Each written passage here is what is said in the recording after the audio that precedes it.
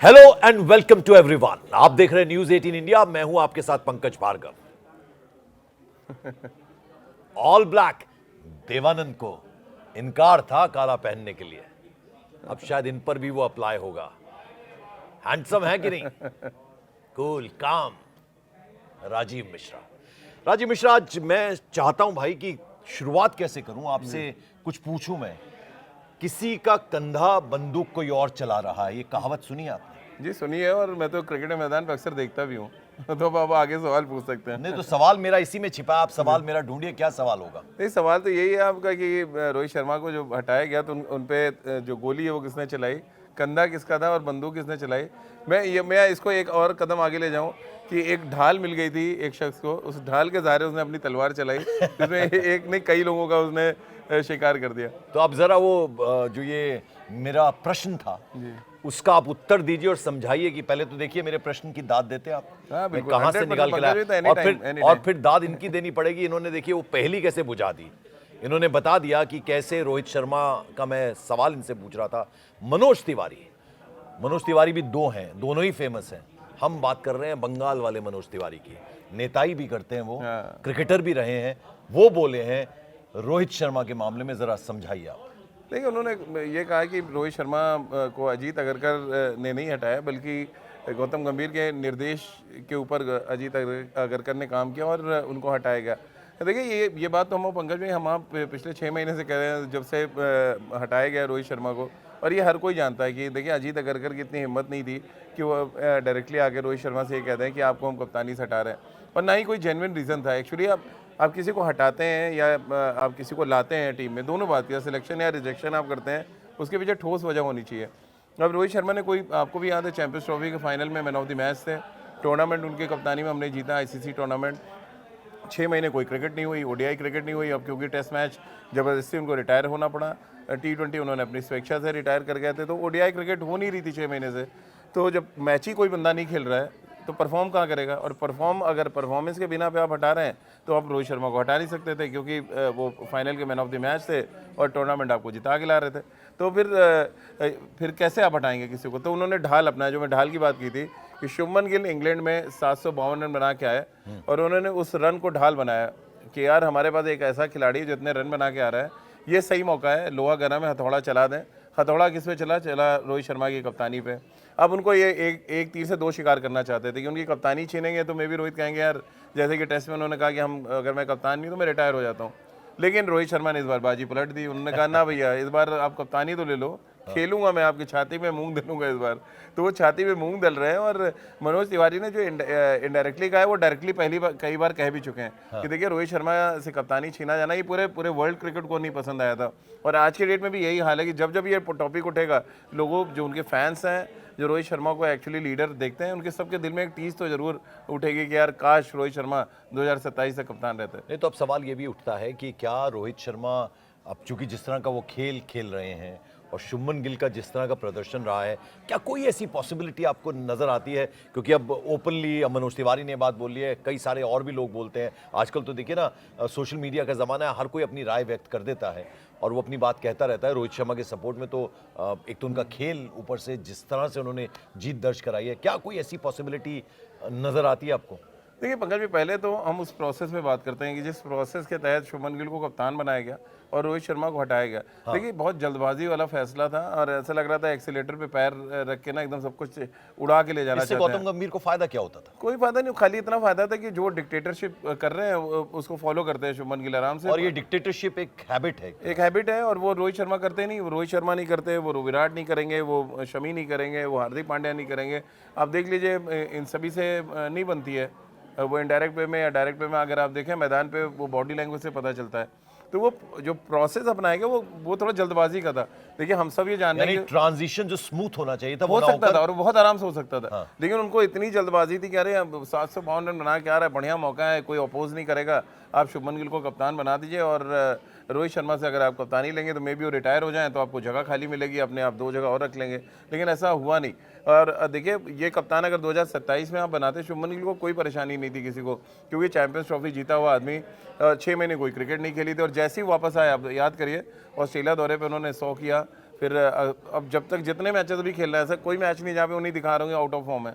तो रोहित शर्मा को बेसिकली कहते हैं ना पंचिंग बैग एक तरह से बनाने की कोशिश की गई कि आप पंच मारेंगे, बैग जो है साइडलाइन हो जाएगा और आराम से निकल जाएगा, वो पंचिंग बैग वापस आ गया आपके मुंह पे। जब आप ऑस्ट्रेलिया लेके गए, जब आप पंचिंग बैग मारते हैं ना, जाता है फिर वापस आता है ना, वापस आता है। तो वापस आया एग्जैक्टली कि ऑस्ट्रेलिया ने सोचा नहीं था यार ठीक है यार एक सीरीज जाएगा आउट, इतनी वहाँ टफ विकेट है, रन बनेंगे नहीं, हम इनको निकाल देंगे। बट हो गया उल्टा, विराट ने भी रन बना दिया, रोहित ने, तो वो पंचिंग बैग वापस पलट के मुंह पे लगा। पर अजीत अगरकर को कहीं ना कहीं क्लीन चिट देते हुए नजर आ रहे हैं मनोज तिवारी। नहीं, उनका ये कहना था बहुत प्रभावशाली व्यक्तित्व है उनका। अब इंडिविजुअल इंडिपेंडेंट डिसीजन लिया करते थे। लेकिन हम मुझे तो कहीं से नहीं प्रभावशाली व्यक्तित्व लगा। प्रभावशाली व्यक्तित्व क्या होता है पंकज भाई, कि आप सेल्फ डिसीजन लेना जानते हैं, आप किसी के कहने पे नहीं आते हैं। आपको जो ठीक लगता है आप वो काम करते हैं। अजीत अगरकर ने अभी तक तो ऐसा कोई काम नहीं किया है कि जिससे एक आ जाए कि बहुत सेल्फ इंडिपेंडेंट हैं या बहुत अच्छे डिसीजन लेते हैं। वो चाहे आप सिलेक्शन प्रोसेस देख लें, टीम को चलाने का तरीका देख लें, टीम में सिलेक्शन जो हो रहे हैं उसको आप देख लें, तो ये स्मूथ ना ट्रांजैक्शन था ना ये कोई सोच थी। इसी वजह से आप देखिए ना, गाहे बगाए ये टॉपिक उठ ही जाता है कि रोहित शर्मा के साथ गलत हुआ।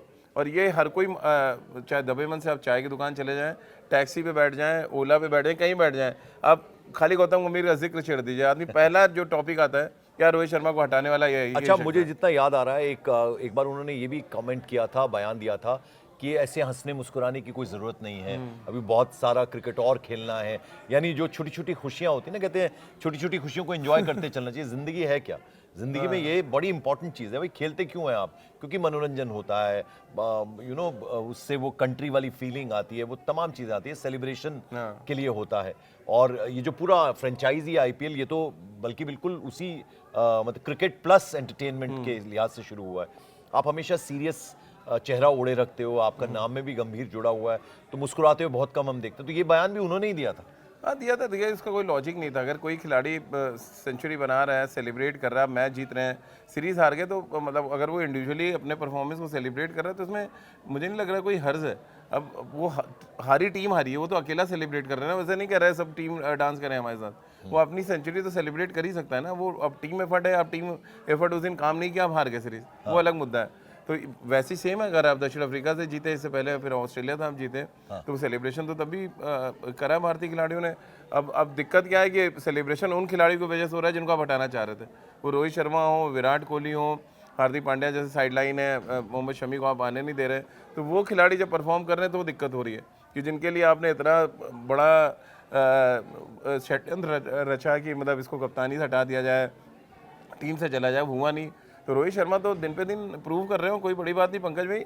आप देखिएगा T20 वर्ल्ड कप के बाद एक नया नारा शुरू हो जाए कि इनको दोबारा से कप्तान बनाया जाए। और ये होना भी चाहिए कि अभी देखिए बहुत नए हैं शुभमन गिल, वो वर्ल्ड कप के लिए बिल्कुल तैयार नहीं है, हम सबको मान लेना चाहिए। सिर्फ एक टेस्ट सीरीज में अच्छा करने की वजह से हम इतने बड़े टूर्नामेंट में अपनी रेपुटेशन नहीं लगा सकते हैं।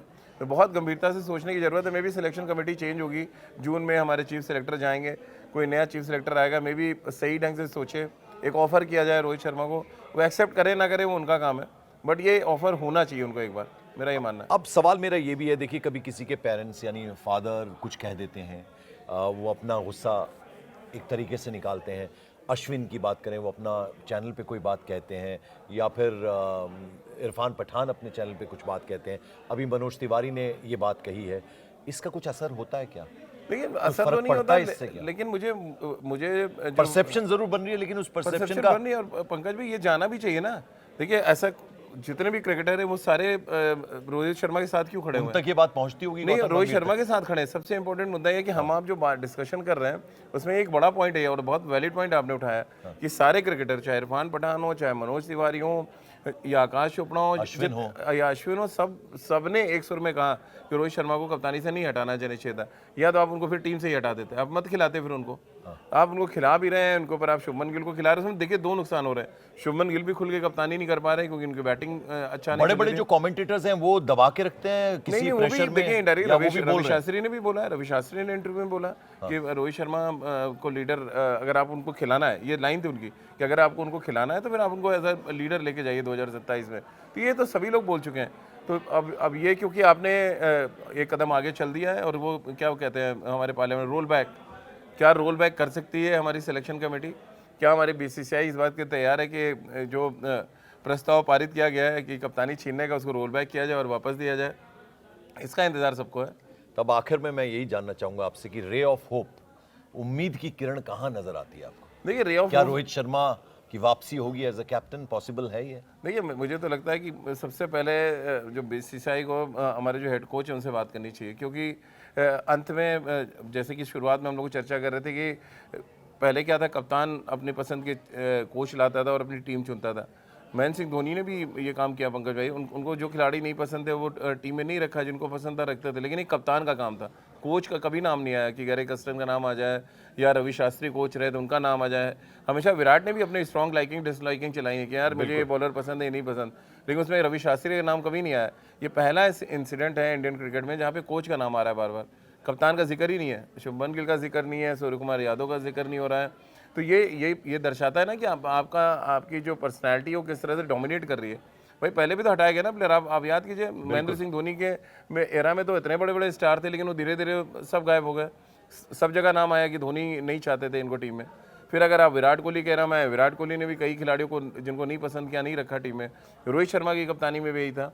कोचेस का नाम नहीं आएगा, राहुल द्रविड़ का नाम आ जाएगा, राहुल द्रविड़ ने कहा कि ये नहीं चाहिए ना, रोहित शर्मा का नाम आएगा, विराट का नाम आएगा, महेंद्र सिंह धोनी का नाम आएगा। इवन सौरव गांगुली के टाइम में भी जो कोचेस रहे हैं अगर आप देखें, सौरव का नाम आता था कि सौरव ने युवराज को बनाया, सौरभ लेके आए आपके कैफ को, या सौरभ लेके आए हरभजन सिंह को, ऐसा किसी ने कहा। खिलाड़ियों ने भी एक्नॉलेज किया। हाँ, और ऐसा किसी ने नहीं कहा कि जॉन राइट खोज के लाए हैं या जॉन राइट चाहते थे टीम में हो। तो जो कप्तान का हो रहा है उसको कप्तान का हो रहा है रहने दीजिए। मैं यही कहना चाहता हूँ कि अगर आपने कप्तान शुभमन गिल बनाया, अब आप मतलब अननेसेसरी उसमें इतना प्रेशर पड़ गया कि उसी बैटिंग इफेक्ट होना शुरू हो गई है जो नहीं होना चाहिए था। तो एक ऐसे खिलाड़ी को आप खराब कर रहे हैं जो फ्यूचर कैप्टन हो सकता था, 2027 में ज़्यादा बेटर करता अगर रोहित रहते अब तक। भाई उसके साथ तो आप सीख सकते हैं ना लीडरशिप। अब क्या हो रहा है, रोहित साहब क्या सीखेंगे? जैसे ही वो सर्कल का खत्म होता है 10 ओवर का पावर प्ले, आप बाउंड्री पे भेज देते हैं रोहित शर्मा को। तो फिर कहाँ से आपको सीख सकते हैं, सिखा सकते हैं? तो ये बड़ी प्रॉब्लम है इस समय जो हो रही है। तो ये मतलब ऐसी उल्टी चीज़ें हो रही हैं इस समय इस एरा में जो कभी हुई नहीं इंडियन क्रिकेट में। आप 30-35 साल से तो मैं ही देख रहा हूँ, मैं कवर भी कर रहा हूँ, ये चीज़ कभी नहीं हुई थी कि हर खबर में कोच का नाम आ जाए। भाई कप्तान चलाता है ना टीम, अंत में ग्राउंड पे तो कप्तान चलाता है। तो कप्तान का नाम तो आ नहीं रहा, मनोज तिवारी ने किसी का नाम नहीं लिया, उन्होंने सीधे कोच का ही नाम ले लिया। बिल्कुल। तो अब मैं यही कहना चाहूँगा आप लोगों से, गौतम गंभीर के बारे में आपकी क्या राय है? आप क्या सोचते हैं गौतम गंभीर को लेकर? और क्या आपको भी लगता है, ये सवाल ज़रा ध्यान से सुनिएगा, कि रोहित शर्मा की एज अ कैप्टन वापसी होनी चाहिए, हो सकती है? आपको इस पर क्या लगता है? अपनी राय ज़रूर भेजिए। देखिए बार बार हर रोज़ हम आपको ये बात कहते हैं कि अपनी राय कमेंट के ज़रिए ज़रूर भेजिए। न्यूज़ 18 इंडिया का ये जो यूट्यूब चैनल जिसमें आप राजीव मिश्रा और पंकज भार्गव को देखते हैं, उसे ज़रूर उस पर कमेंट कीजिए, उसको लाइक कीजिए, सब्सक्राइब कीजिए। Thank you so much.